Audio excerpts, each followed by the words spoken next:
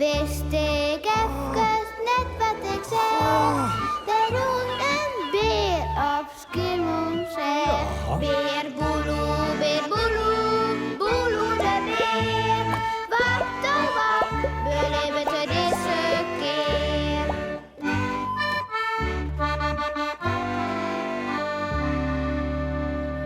Van bloemen en van bijen. Op een mooie simmermorgen rent Wikje de heks door haar blommentuin. Ze nundert het wat en zongt. De blomke weer mooi. Zo, nou zal ik eerst hem even wat liefde aan. Zo, en dadelijk de viooltjes nog. Zaait ze zacht, wiel ze haar hand boven de bloemen houdt. Maar dan zucht ze voor haar op een groen. Oh, wat nou? Oh, de bijen, roept ze uit. En zucht de bloemenrus. Ze liet haar een kopjes hingen. Oh, wat zo'n debat wezen. Miauw, daar lijk ik al een de moes van de morgen. Nou, dat ga ik net hier. Miauw. Zei Grieske, de kat. Vergif, denk ik. Dat kan haast net hoors. Miauw.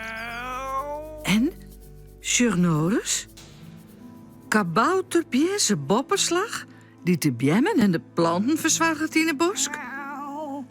Laat je het ziek op bed? Hoe zou dat komen? Oh, mijn buikje.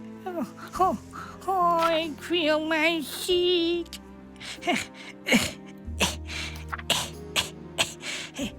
Je ziet grif, vergif op de wilde kool. Die ik niet. Kras. Hot op mijn lijn. En verleer naar mijn broer Janneman. Was kon je zo vol als kist. Dadelijk is hij elke keer ziek.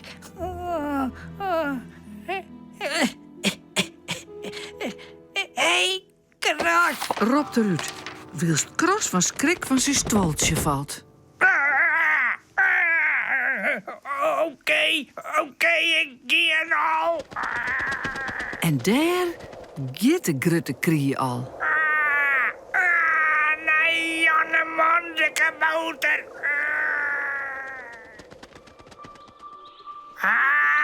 Janneman. Zuid Kras als het daar aankomt. Min nice. Die broer Bjeze is slim ziek. Hij lijkt op bed. Hij had vergif opeten wat op de wilde kool zit. Wat zei je nou, Kras? Maar dat is net zo mooi. Zuid de kabouter. Mijn broer Bjeze, ziek, die had nergens last van. Dat doogt net. Vergif. Oh, wij moeten wat waan. Wij moeten bijeen komen. Bosgeerkomsten. Dat vindt Kras een goed plan. Ja, ik zeg naar Wikje de heks. Zij moet het niet weten. We zoeken me gewoon vannacht bij het kiesel van de mannen. Oké? Bij de beemstommen. Oké. Janneman rent mompelend naar huis. Vergif. Ja, het zit erin. Ze horen niet meer van bloemen en planten. Ze spuiten er mij vergif op. Straks keert een kerken mis. Mijn broer knapt op, maar maar het moet net weerbare. Nee.